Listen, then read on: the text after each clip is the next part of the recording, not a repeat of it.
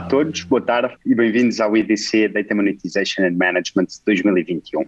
Nesta sessão falaremos sobre a atual transformação digital a que assistimos no âmbito do Data and Analytics e falaremos também sobre que benefícios e desafios enfrentam as empresas e como podem utilizar tecnologias como AI, Machine Learning ou Advanced Analytics para encontrar novas fontes de revenue e oferecer um produto mais personalizado e adequado a cada cliente.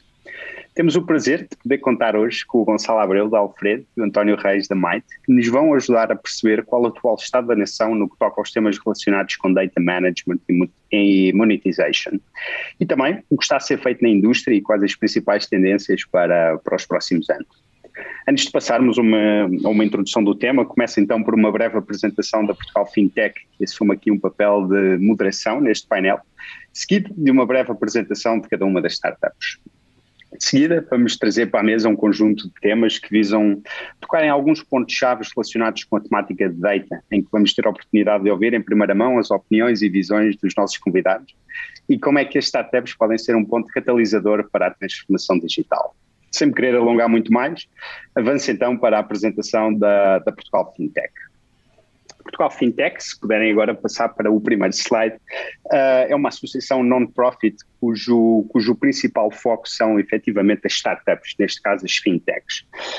Posicionamos-nos como um enabler do ecossistema e para tal estamos assentes nestes 4 pilares que podemos ver aqui neste slide. Temos o pilar dos mature players, em que o principal foco aqui é, de certa forma, fazer a ponte entre as startups e estes mature players, também conhecidos como incumbentes. Gostamos de olhar para as startups como os pequenos barcos que andam a navegar e estes mature players, os navios, que, dada a sua dimensão, têm processos que não nos permitem serem tão dinâmicos e tão ágeis em alterações de roadmaps ou adaptações a novas realidades. Um segundo pilar será então o pilar do regulatório, em que aqui estivemos envolvidos na gênese do FinLab, que mais não é do que um canal de comunicação entre as startups e os reguladores que veio, de certa forma, colocar o fintech português num local de destaque, pois foi efetivamente algo inovador e único ter todos os reguladores parte do mesmo canal de comunicação. Um terceiro pilar será o pilar do investimento, em que aqui o posicionamento será o de ajudar as startups que procurem levantar capital a fazê-lo, tanto em contacto com VCs como Business Angels e de certa forma com alguma mentoria no que toca a qual deverá ser o posicionamento. E, por último, não menos importante, o pilar do talento, que pode ser visto de duas frentes diferentes. De certa forma, trazer para o ecossistema fintech o maior e melhor talento possível e ajudar também as startups a crescerem de uma forma orgânica na captação de talento interno. Avançando agora para o segundo slide e falando aqui um pouco cronologicamente sobre os projetos na qual a Portugal Fintech tem estado envolvida, temos o report, algo que convido a todos a fazer o download e a olharem para os números, porque realmente é uma ferramenta que permite ter uma visão holística do panorama fintech em Portugal. Não só tendo listadas as 30 principais startups a atuarem na área, como também principais tendências e para onde caminha o fintech português. De seguida, já não me querendo repetir, o FinLab, este canal de comunicação que no fundo visa promover o diálogo entre as startups e os reguladores nacionais. Foi um programa no qual estivemos envolvidos na sua gênese, um programa que neste momento está em piloto automático, digamos assim, contudo contamos com várias startups ainda em processos com o FinLab.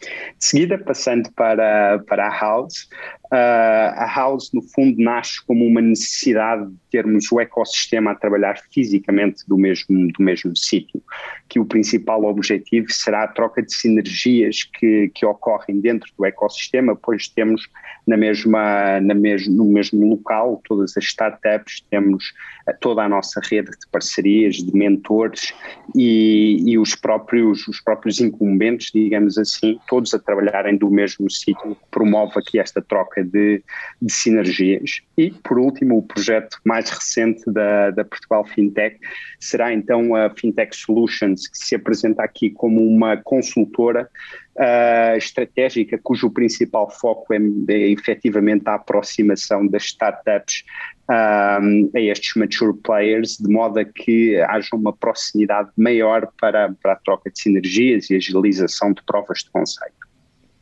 Não me querendo alongar muito mais, passo então agora a palavra ao Gonçalo Abreu, da Alfredo, para que nos possa apresentar o seu projeto.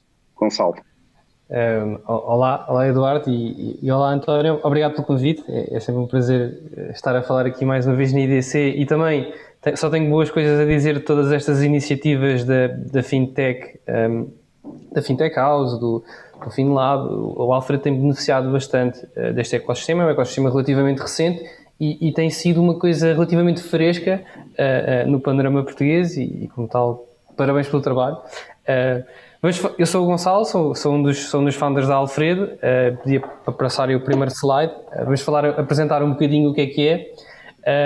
E a nossa visão, que as pessoas percebem, é organizar o mercado imobiliário utilizando inteligência artificial e Big Data. E o projeto nasceu por necessidade. Ou seja, a história veio mesmo porque nós, enquanto founders, eu, o Mário, o Guilherme e o João, há cerca de 2 ou 3 anos, queríamos comprar uma casa, tínhamos 27, 28 anos, queríamos fazer uma boa compra, não é? Queríamos perceber o que é um preço alto, o que é um preço baixo, o que é uma boa e uma má compra. E dado o nosso background de engenharia e sabendo o que é que se faz lá fora, deparámos com a questão de que no mercado português não há soluções no imobiliário, ou não havia soluções no imobiliário que conseguissem fornecer a informação que as pessoas procuram, muito ao género do que se faz na América com variedíssimas empresas. E nós, como temos alguma experiência na área, construímos nós a ferramenta, ou seja, começámos a agregar informação, começámos a produzir modelos estatísticos para nos dizer o que era uma boa e o que era uma má casa, o que era uma boa compra, uma má compra, e estabelecemos o nosso primeiro MVP do que era o Alfredo, e fomos à FIL, que é o salão imobiliário português do imobiliário, e começámos a mostrar a nossa ferramenta e deparámos com uma coisa bastante interessante. Eu ia pedir para voltar para pôr aí o slide, que era os próprios stakeholders do mercado imobiliário em Portugal têm vários problemas no que toca à informação que nós, enquanto clientes, também estávamos a sentir, que é, não têm bases de dados estruturadas dentro de casa, aquelas que têm são esparsas, têm poucos dados, estão desatualizadas, e existe claramente uma diferenciação no mercado imobiliário entre aqueles que têm acesso a boa informação e aqueles que têm acesso a má. Pronto. E na FIL encontramos vários parceiros que olharam para a nossa ferramenta e que disseram: isso pode nos dar jeito, vamos estabelecer aqui um conjunto de MVPs, e foi assim que o Alfredo surgiu.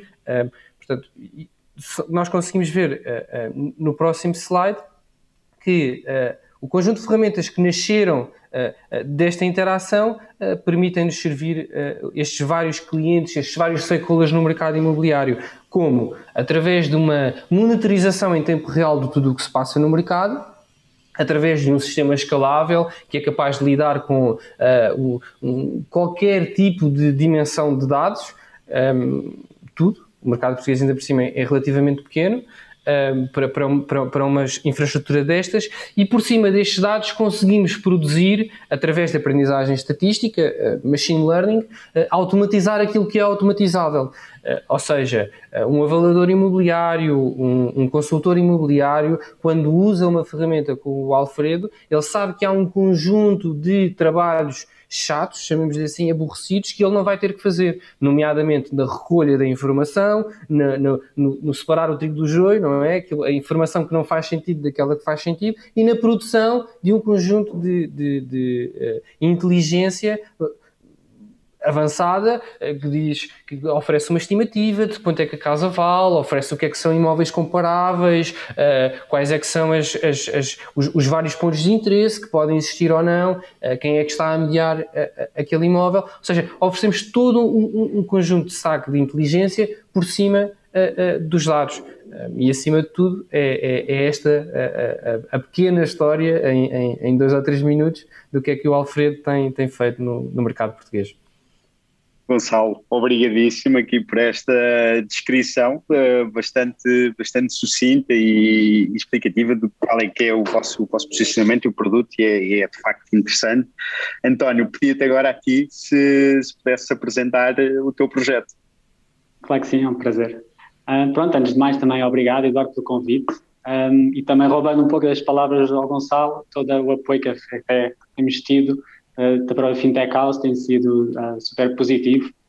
Entramos há pouco tempo, mas pronto, eu estava a partilhar convosco que tivemos aqui alguns meses quase sozinhos devido à pandemia, mas agora até já se vê que está tudo a voltar. E pronto, para falar também um pouco sobre a Mate, lá está, eu sou o António, fundador e CTO da Mate. Aí o que a Mate faz, não é? Onde nós atuamos é mesmo no transporte de mercadorias e atuamos na parte das eficiências. Portanto, o transporte terrestre é uma indústria enorme, representa cerca de 5 trilhões de dólares no mundo inteiro. Nós temos esta tese super interessante que o transporte terrestre faz, ou seja, pertence a todo este movimento da troca mundial, não é? Do World Trade, e isto é algo que nos diz muito. Porquê? Porque 40%, né, de todo o custo operacional, né, de toda esta indústria é combustível, e 22% é CO2, não é? E nós vemos, e existem N estudos à volta do tema, que 20% destes valores são mal gastos, no fundo. E então 20% de uma indústria tão grande e que tem um impacto tão grande também nas próprias empresas, dos transportistas, mas também no ambiente, nós vemos que é uma oportunidade, ou seja, é simplesmente uma oportunidade perdida, não é? E nós vemos que o poder dos dados, que até é super interessante estarmos enquadrados até neste painel, nós vemos que com os dados é possível realmente remover, não é, toda esta variação e toda esta ineficiência da indústria. Para também trazer um pouco do background e como surgiu, eu tive muitos anos a trabalhar em performance de telemetria, de desporto motorizado. Agora estão-me a vir aqui as palavras em inglês e às vezes é difícil traduzir. Mas no fundo o que nós fazíamos era mesmo isto, pegar nos dados dos veículos, não é?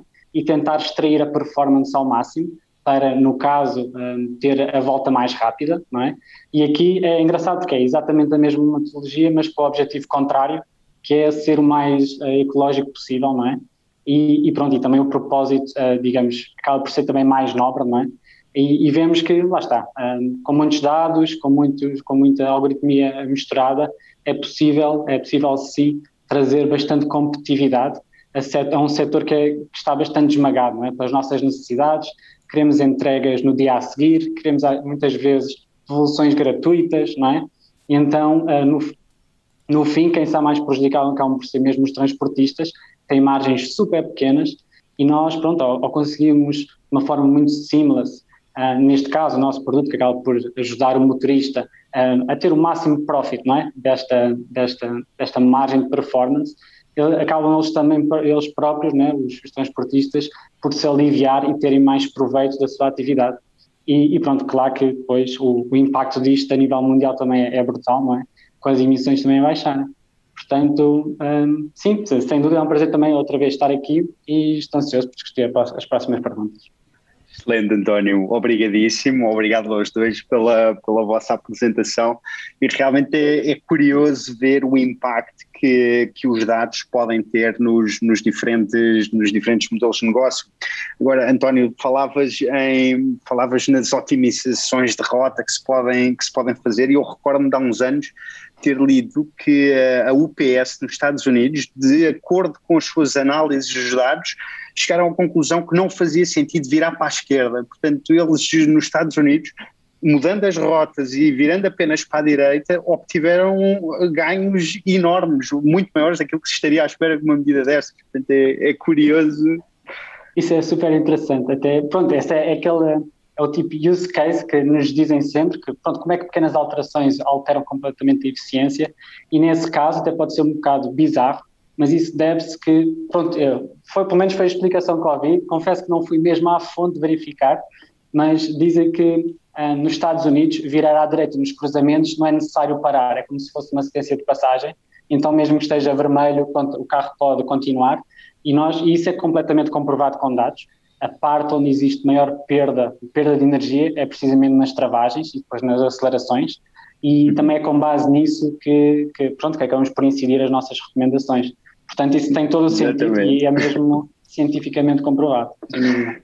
Muito, muito curioso, excelente. Então, se calhar passamos agora aqui a uma parte mais de discussão em que vou trazer aqui para a mesa alguns temas e se calhar começamos aqui com um tema mais quente para trazer aqui alguma discussão.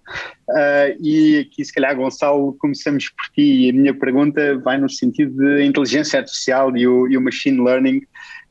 Já foram um alvo de grande buzz no passado, duas palavras muito mediáticas, e pergunto o que é que mudou nesta década? Porque é que agora são temas muito mais relevantes do que alguma vez já foram? Eu acho que essa pergunta é bastante pertinente. Até há aquele ditado que diz que, até só me lembro em inglês, que é a história não se repete, mas rima, não é? E na verdade, se nós formos ver historicamente, pelo menos no que toca à inteligência artificial, já houve vários períodos dos invernos, o que eles chamam os AI Winters. E o que é que isto quer dizer? Quer dizer que a inteligência artificial é bastante suscetível a estes ciclos de mídia e de repente é um assunto que é trazido como vai resolver todos os nossos problemas. E é interessante porque isso, tanto quanto eu sei, já aconteceu 2 vezes no passado e há pontos similares ao atual e dissimilares ao atual. Não é? Há coisas que são muito parecidas e coisas que são diferentes. Eu se calhar começo com as que são diferentes para dar também uma visão positiva e depois se calhar vou às negativas. 2 pontos diferentes com o passado é, sem dúvida, a quantidade de dados existente, não é? Nós estamos numa altura onde a quantidade de dados guardados, agora não me lembro da referência, mas duplica a cada ano ou a cada 2 anos, ou seja, é por causa das tecnologias da comunicação e da capacidade de guardar esses dados e também do aumento da computação, não é? Ou seja, temos a lei de Moore, que existe para os CPUs e para as GPUs, também é uma coisa bastante usada na parte de processamento de dados, e essas são as 2 principais diferenças, ou seja, quantidade de dados e capacidade de processamento. Em termos teóricos... Só para pôr alguns números, eu li, sem fonte também, mas que nos últimos 2 anos foram produzidas mais de 90% de todos os dados já produzidos. Exatamente. A duplicação. Exatamente, a duplicação. Exatamente. E, no entanto, aqui um ponto interessante é que, teoricamente, não houve... ou seja, em termos de teoria, prática de conhecimento, não houve uma evolução na mesma ordem de magnitude. O que é que isto quer dizer? Quer dizer que muitos dos algoritmos que nós usamos hoje em dia eram usados no passado. Nós, para termos noção, no primeiro AI Winter foi quando surgiu o perceptrão, que é a unidade básica das redes neuronais que nós falamos hoje em dia, e mesmo assim continua a acontecer o AI Winter. O que é bastante semelhante em relação à fase que nós vivemos agora, todo o buzz, todo o barulho que é criado à volta da área, e esse barulho também é muito maior do que era antigamente. O que é que isto quer dizer? Quer dizer que, embora nós tenhamos muito mais dados, muito mais poderes de computação, também há muito mais barulho. Ou seja, é expectável que nos próximos anos também haja uma espécie de mini AI Winter. Mas há uma diferença em específico, que é empresas como a Alfredo, como a Mate, que têm uma capacidade de entregar valor acrescentado nos seus produtos, vão vingar. Pronto. E a grande razão por que vão vingar é porque, acima de tudo, são empresas que saem um bocadinho fora deste type. O que é que querem dizer? Quer dizer que não são empresas que atiram simplesmente dinheiro para cima dos problemas. Têm uma founding team, têm um conjunto de pessoas que percebem quais é que são as limitações das tecnologias e que os puxam para a frente. Isso é uma das razões porque, por exemplo, o Alfredo tem feito uma grande diferença no mercado imobiliário, porque nós percebemos exatamente aquilo que pode ser automatizável daquilo que não pode ser automatizável, e para nós isto não é único e exclusivamente um exercício só de marketing ou de sales. Não. Nós usamos a tecnologia no limite para conseguir produzir aquilo que é automatismos, que as pessoas estão à procura. Por exemplo, uma das coisas que nós somos bastante inovadores no mercado é que um consultor, quando faz um estudo de mercado na Alfredo para uma casa, para uma propriedade, que já são bastantes em Portugal, felizmente, está a correr bem, nós somos bastante transparentes no output da nossa máquina. Se a nossa máquina não tiver muito bem a certeza dos resultados que está a apresentar naquele estudo de mercado, diz ao utilizador e dá-lhe uma oportunidade de ele dar os seus insights, os seus conhecimentos de campo que eles têm. Pronto. Isto é o que faz diferença das pessoas que percebem a tecnologia das pessoas que não percebem a tecnologia. Ou seja, numa altura onde toda a gente diz que é guru e que vai conseguir alcançar os resultados só para levantar mais uma ronda de investimento, isto é uma coisa que se calhar nos próximos anos vai decrescer e se calhar já se nota. Só para terminar, uma das coisas que eu também acabo muito por notar, principalmente no mundo corporate, é que já começa a existir algum decréscimo desta hype, deste buzz, que é, já começam a existir algum conjunto de corporações mais antigas que foram vendidas, que aquela ferramenta ou aquela funcionalidade lhes ia dar um boost gigantesco no negócio, e isso não está a acontecer, porque no fim do dia continuam a ser preciso pessoas e é preciso pessoas que tenham deep knowledge, que tenham conhecimentos profundos acima da área e que saibam fazer as aplicações. E que às vezes não é só uma questão de dinheiro, que o dinheiro infelizmente não resolve tudo. É preciso investir no conhecimento, é preciso investir em pessoas, e eu acho que empresas como a Alfredo e como a Mate vão fazer toda a diferença. Há outras que se calhar infelizmente não vão resistir. Excelente, Gonçalo. António, quais é que são aqui as tuas opiniões sobre este buzz à volta destes temas? Sim, acho que na grande maioria está muito alinhado, não só está a dizer. Eu acho que sim, acho que já houveram alguns buzzes no passado de inteligência artificial e machine learning. Por exemplo, no caso dos Estados Unidos, houveram grandes programas que se calhar até não têm-se ativos até hoje. Portanto, lembro-me do DARPA, em que começaram a ver os primeiros projetos de carros autónomos, e isto aconteceu nos anos 80, depois também evoluindo para aquele primeiro algoritmo que acabou por vencer o campeão do mundo de xadrez. Portanto, tem havido, ou seja, no passado já houve este buzz, mas acho que também a falta de agora ser muito maior também tem a ver com a difusão de tudo o que é ferramentas de social media, não é? Que qualquer pessoa, qualquer grupo de investigação, qualquer pequeno breakthrough acaba por ter uma exposição muito maior do que acontecia antes, não é? Mas ainda assim, acho que continua a ser bastante claro que a inteligência artificial e machine learning são, acima de tudo, são domínios que requerem bastantes recursos, não é? Portanto, recursos computacionais, e o que Gonçalo estava a dizer, de memórias e etc., mas também de talento, não é? Porque acaba por ser um domínio que é como se fosse o cruzamento, não é? Entre software e software e matemática, informática e matemática, se formos mesmo ao root, não é? E muitas vezes estes domínios têm que ser, ou seja, conseguem passar mais para a prática, não é? Que normalmente através de disciplinas como a engenharia, eles conseguem passar quando realmente existe esta intrusão entre estes dois domínios, não é? E isso ultimamente tem acontecido muito mais. Eu lembro quando saí da universidade, software engineering não era propriamente aquilo que estava mais na berra, quanto mais data science, não é? Portanto, eu não sou assim tão velho. Portanto, ou seja, acabei o curso há menos de 10 anos. Portanto, existe aqui realmente uma transformação muito grande neste setor destes domínios, precisando realmente de muitos recursos, não só físicos. E acho que também isto, na última década, a democratização de todo este computing power, tanto grandes empresas como a Amazon, que uma empresa que já é enorme, ainda sacar da cartola a AWS, não é?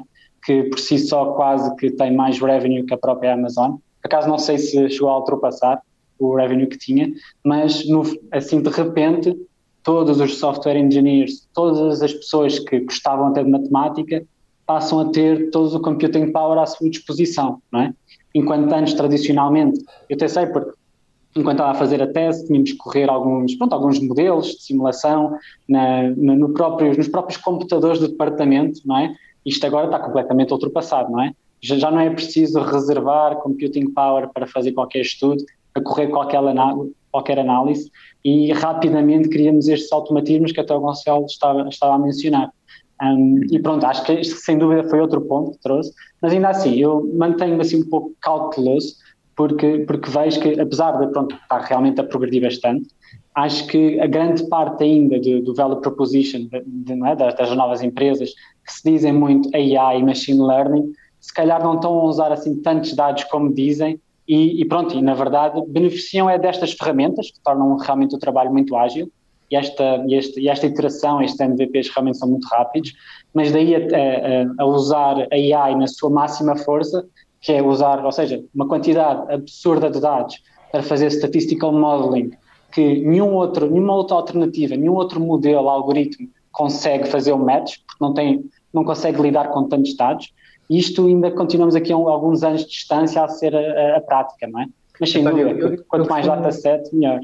Eu costumo fazer uma analogia engraçada, que às vezes as pessoas esquecem-se que uma empresa de inteligência artificial ou uma empresa de machine learning faço uma analogia de um bolo, que é a diferença de uma software house para uma empresa de machine learning é a cereja no topo do bolo, porque todo o bolo continua a ser engenharia de software. Ou seja, tu só consegues aplicar machine learning se tu tiveres uma estrutura impecável, se tu tiveres boas práticas de programação, se tu souberes trabalhar em equipa, se tu só perceberes de base de dados. Ou seja, tens que perceber tudo isso para depois conseguir expor a parte da modelação estatística em cima. Só que hoje em dia muitas empresas olham para o assunto e pensam só, não, só precisa da cereja. O bolo não é preciso, pronto. Então, e as coisas acabam por não funcionar, não é? Tu não constróis uma casa pelo telhado, tens que fazer as fundações, tens que a planear, etc, etc.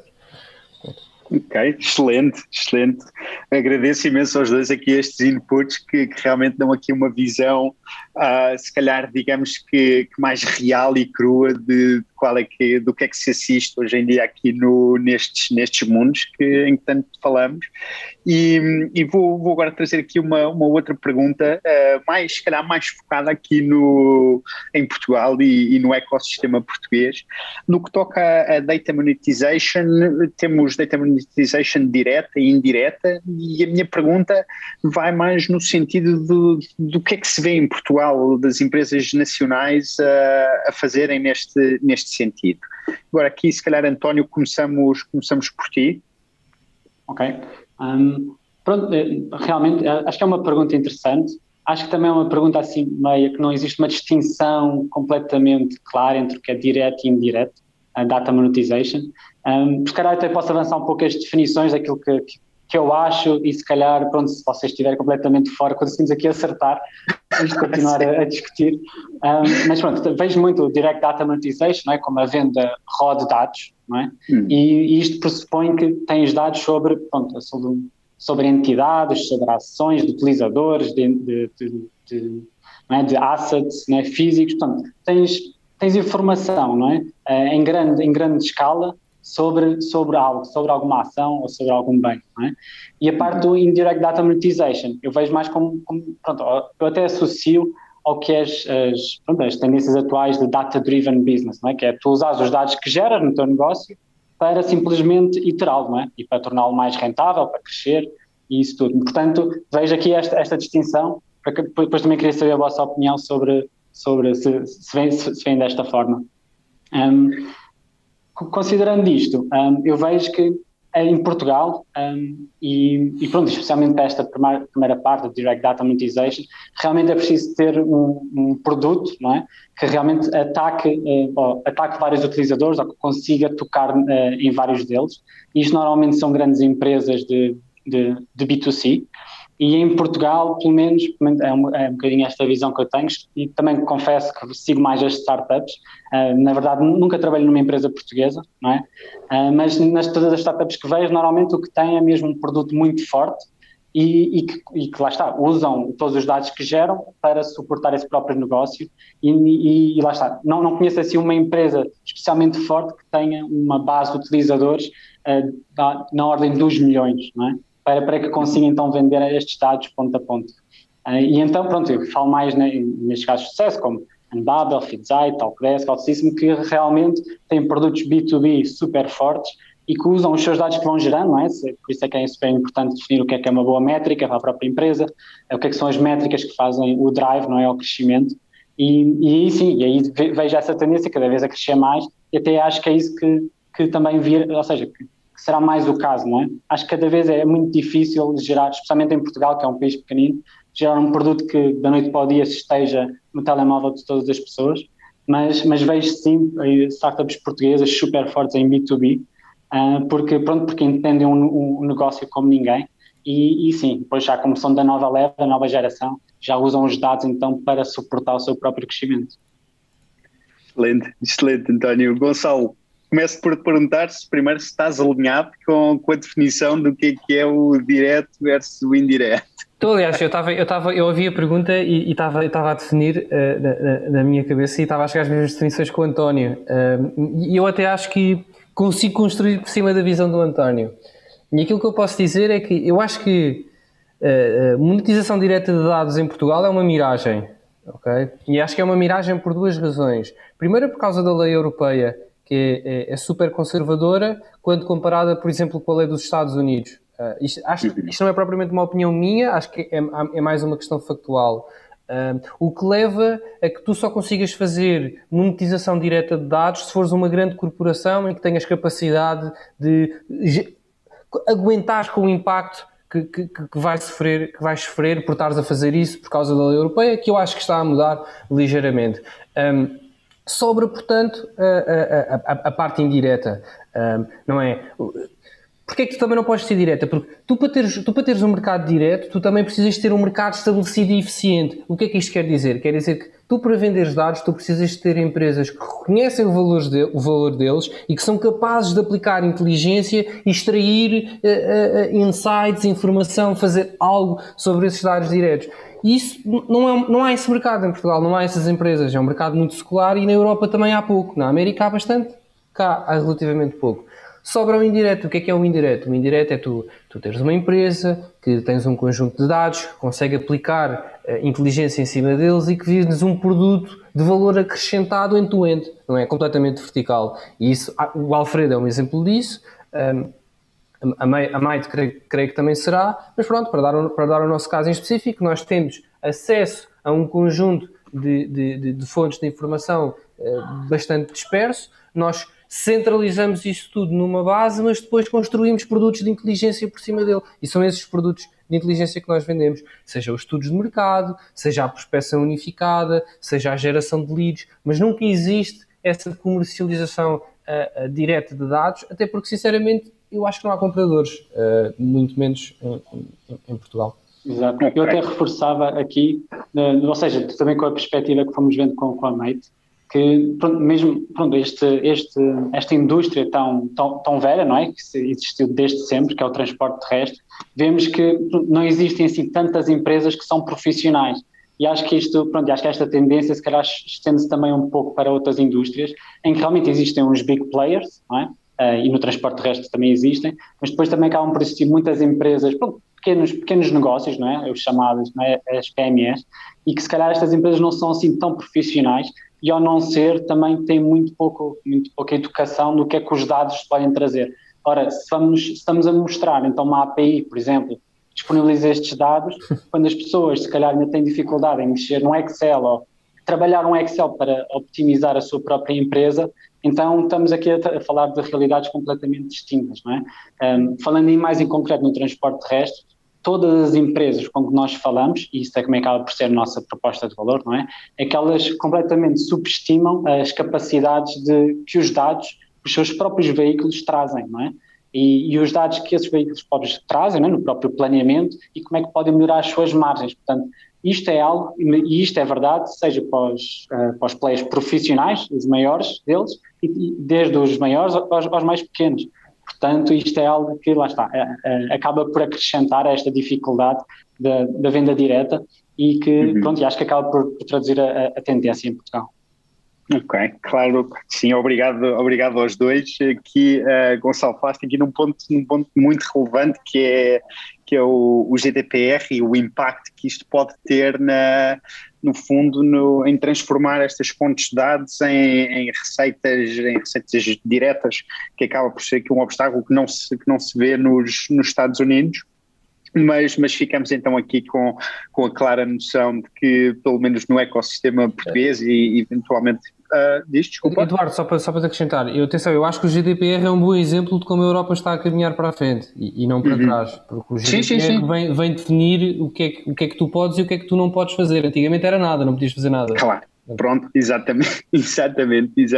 Obrigado aqui pela correção.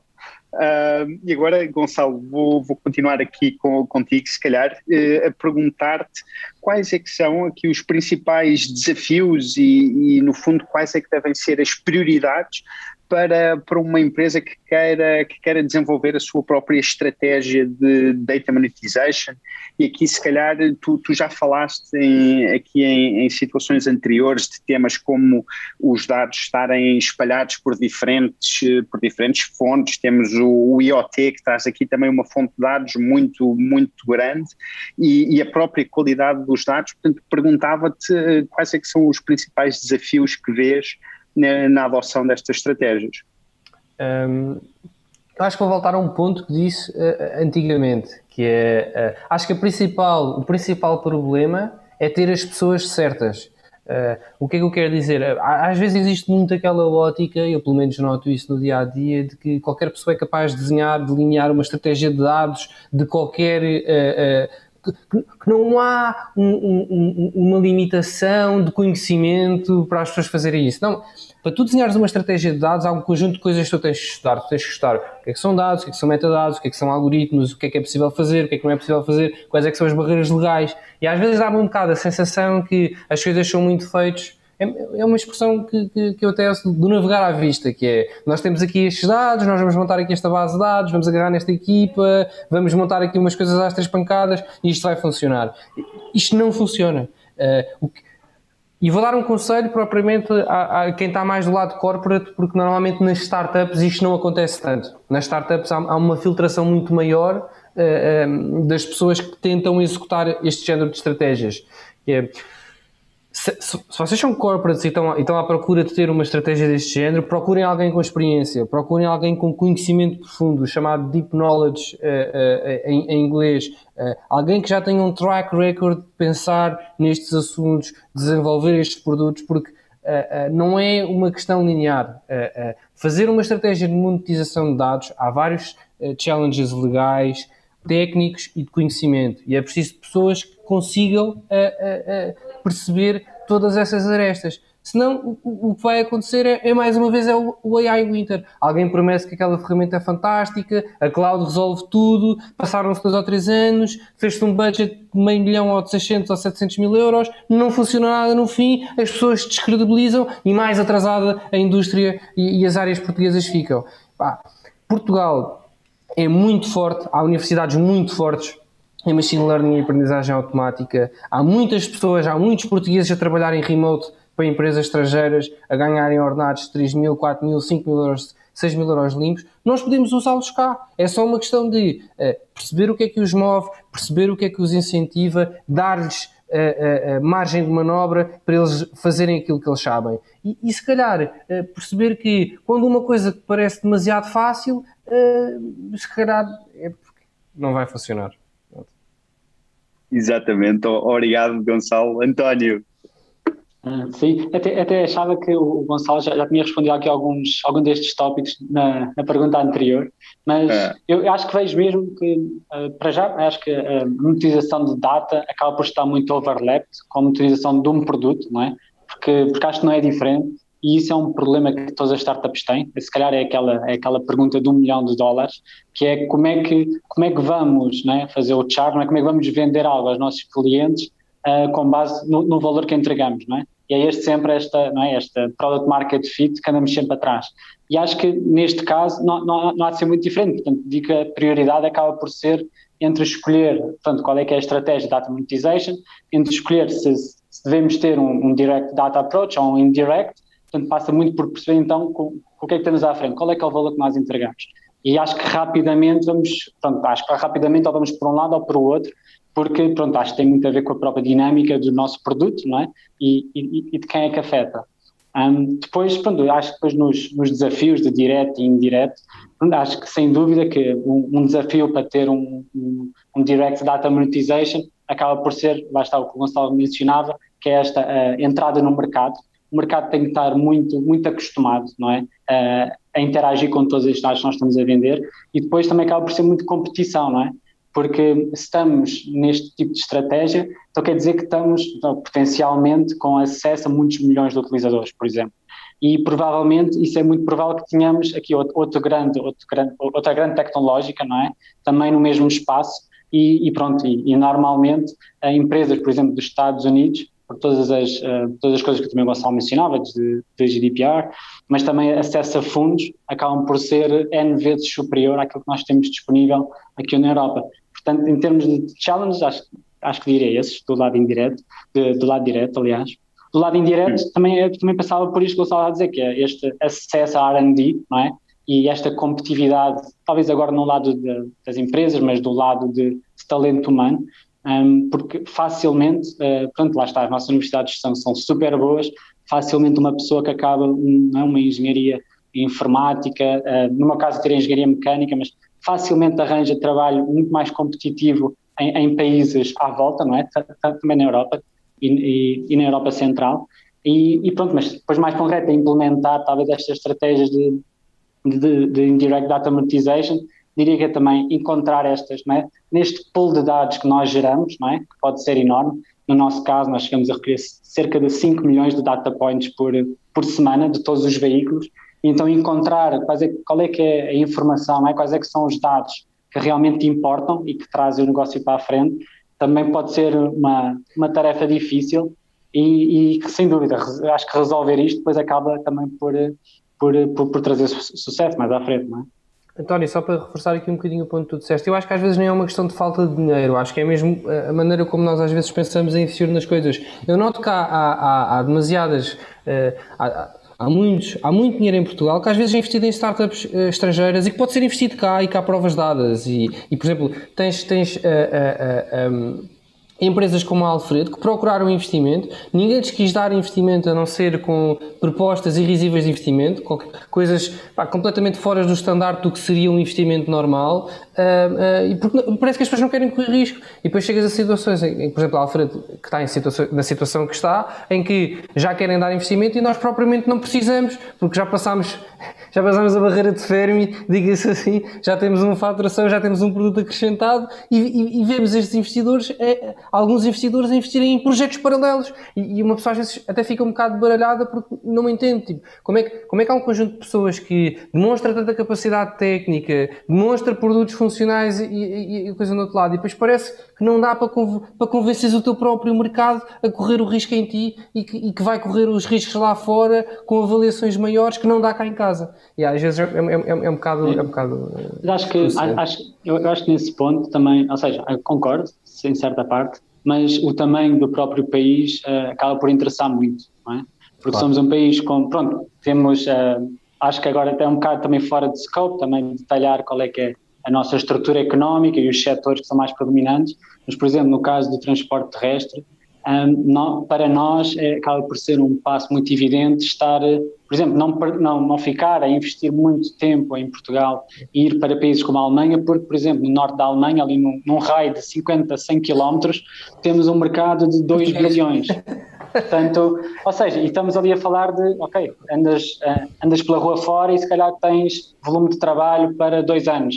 E então, isto acaba também por, não é, aos olhos dos próprios investidores, acaba por ser também mais promissório, porque a taxa de crescimento, não é possível, também é muito maior, e isso também permite depois, não é, formular os modelos de negócio que acabam por também puxar os salários para cima.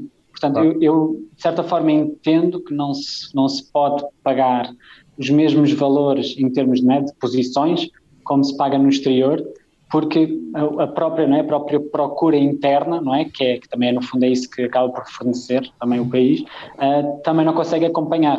Mas sem dúvida que, por outro lado, não é? Uma startup que começa em Portugal pensa com certeza logo fora de Portugal, não é? Porque não é? A internet acaba por juntar todos e isso é cada vez mais uma realidade, mas acho que entre o que é esta teoria e o que acaba por ser a prática, acaba por haver aqui um lag, não é? Uma grande disparidade. Vai levar um tempo aí. Exatamente. Mais uma vez, obrigado. Estamos agora a entrar aqui na reta final do nosso programa e como não podia deixar de ser, vou-vos perguntar aqui como é que vê o machine learning e a inteligência artificial, toda esta indústria nos próximos 3 a 5 anos e no fundo, que tendências é que podemos estar à espera que apareçam. E agora, António, começo por ti. Tenho aqui só três ou quatro pontos. Eu acho que do lado do uso de dados, não é, para melhorar o negócio, sem dúvida que cada vez mais, não é, todos os negócios vão estar muito mais aware, não é, mais despertos o que é que o valor dos dados pode trazer, mesmo que sem pensar em vendê-los, não é? Acho que isso continua a ser um produto, não é, que apenas algumas empresas conseguem praticar, mas acho que a grande mais-valia de usar os dados é para cada negócio se conseguir digitalizar, conseguir chegar melhor aos seus clientes, conseguir perceber melhor os seus clientes e com isso prosperar e ganhar competitividade. Portanto, eu acho sinceramente que isso só vai crescer nos próximos anos porque as ferramentas, acima de tudo, as ferramentas começam a ser mais fáceis, é mais fácil, ou seja, as ferramentas começam a ser mais fáceis, é mais fácil ter as pessoas que as implementem, os decision makers, não é? Acabam por mastigar melhor estes conceitos todos e ao longo do tempo começa a haver esta abertura a adotar estas tecnologias. Eu vejo mesmo no transporte terrestre, também ouvi há pouco tempo uma conferência da Antran, que faz a representação de todos os motoristas, em que a recomendação é mesmo esta: todos os negócios, para se tornarem competitivos, têm que se digitalizar. Portanto, isto é uma coisa que não só havia talvez há 10 anos atrás, há 5 anos atrás, e cada vez mais isto vai ser o standard, não é? Do outro lado, de AI, nos próximos 3 a 5 anos, na verdade não sei bem, porque continuo a achar que um bom use case de AI, não é? Machine Learning, também é da mesma forma como um bom produto. Apenas poucas empresas têm a capacidade e os recursos e acabam por ter o próprio use case para realmente empregar uma solução deste género. Penso que as últimas implementações de AI sim, em grande escala foi o GPT-3, não é? Em que toda a gente andava a ver coisas nas social media de quem é que tinha escrito o blog e às tantas tinha sido, não é, um algoritmo. Penso que estes breakthroughs, não é, também da empresa a DeepMind, não é, que acabou por ter este algoritmo que faz o folding das proteínas. O GPT-3 foi do OpenAI, não foi? Exatamente, do OpenAI. Portanto, eu acho que, pronto, lá está. Acho que vamos começar a ver cada vez mais desses casos a acontecer, porque, pronto, acho que isso é só normal, mas não me parece que, assim, nos próximos 5 anos, de repente, todas as empresas vão ter um use case perfeito em que usam AI e que não era possível com nenhuma outra ferramenta, que seria, talvez, 100 vezes mais barata. Portanto, nesse campo ainda me mantenho mais no cético, talvez. Mais conservador. Ok, Gonçalo, as tuas opiniões? Eu diria que acima de tudo há muitas empresas que estão de um bom departamento de informática e de bons programadores para resolver muito da technical debt, da dívida tecnológica que foi criada. Em relação a essa pergunta, eu vou entregar 2 panoramas. Eu acho que o caso português e o caso europeu, o caso português é difícil. Não é interessante ver a trend, mas vou apresentar uma proposta especialmente para o mundo imobiliário, que é onde a Alfredo opera. Eu acho que nos próximos 3 a 5 anos, muito proporcionado por nós, enquanto empresa, e pela nossa missão que queremos, começarmos no mercado português, mas obviamente estamos a estender a outros, vai ser relativamente normal no mercado imobiliário nos próximos 3 a 5 anos tu começares a avaliar casas com auxílio a algoritmos para todos, ou seja, isso não ser uma realidade. Tu vais comprar uma casa e o consultor e o avaliador é auxiliado pela máquina. Isto vai se tornar uma realidade, nós já o permitimos, mas vai ser completamente transversal ao mercado, ou seja, não vai ser só uma fatia, vai ser o mercado todo. Também porque isto já acontece noutros países. E já há legislação europeia para isto, e mais cedo ou mais tarde as autoridades portuguesas olharão para para a realidade europeia e aplicarão isso também cá. Até porque mais cedo ou mais tarde a União Europeia lança uma normativa que diz, olhem, por causa das coisas que aconteceram no mercado imobiliário no passado, agora esta lei vai ser obrigatória para todos os países. Isto acho que é uma trend relativamente fácil de adivinhar. Acho que mundialmente as coisas são mais interessantes, não entrando pela parte do AI e do Machine Learning, como o António entrou, até porque eu acho que não tem havido assim grandes desenvolvimentos. As bases da aprendizagem estatística continuam as mesmas nos últimos anos, nos últimos 30 anos, nos últimos 40 anos, desde que o Vapnik escreveu umas coisas sobre aprendizagem não linear. Acho que aquilo que é diferente é sem dúvida na maneira de como as várias geografias olham para os dados. Okay? Eu diria que há 3 polos diferentes. Há o polo asiático, dominado pela China, ao polo europeu e ao polo americano. Okay? Não conhecendo muito o chinês, aquilo que eu vejo é que se tu fores o governo da China, tu podes fazer o que tu quiseres com os dados. E isto tem pontos positivos e pontos negativos. Os pontos negativos, obviamente, é um regime com tendências autoritárias e limita bastante a liberdade das pessoas. No entanto, todas as pequenas inovações que tu tens em AI, em Machine Learning, em aprendizagem estatística, são deployed em larga escala no país e podem ter impactos gigantescos. O que eu olho depois voltando à América e à Europa, existem 2 diferenças. A Europa sempre foi muito conservadora e a América sempre foi muito liberal no termo dos dados. Ainda a América primeiro, curiosamente, a liberdade deles foi tanta que permitiu a criação destas megacorporações de dados. Facebook, Google, Amazon, todas estas empresas viveram aquele boom de dados que houve na América também pelo florescer da internet. O que é que a América atualmente olha? Epá, se calhar isto cresceu demasiado, nós temos que começar a impor aqui um conjunto de limitações, estas megacorporações têm demasiado poder, como é que nós vamos começar a limitar? É um bocado tentar pôr o gênio dentro da caixa, outra vez, já ninguém sabe muito bem se é possível. A Europa foi um bocadinho ao contrário. O que é que a Europa foi super conservadora, não existe nenhuma destas megacorporações, mas isto também sempre é um bocado a tendência europeia, também por causa da sua história bélica. Não existe nenhuma destas corporações, a Europa olha para a sua legislação, do que é que tu podes fazer com os dados, e começa a abrir portas. Sai o GDPR, diz, epá, podes usar Black Box Models, mas não é em tudo. Saiu agora uma normativa sobre modelos bayesianos, em que para casos de alto risco, tu tens que registar a prior que tu usas, que é uma coisa que é altamente técnica, vê-se que foi estabelecido, estas normas foram criadas com especialistas e, portanto, pronto, acaba por ser este um panorama global. China, se és o governo, fazes o que te apetece. América, tens corporações que estão um bocado a dominar a cena toda da internet, e a Europa, que está um bocadinho a correr atrás do prejuízo, mas ao mesmo tempo tem a abordagem conservadora que tanto nos caracteriza, que tenta mitigar o risco ao máximo.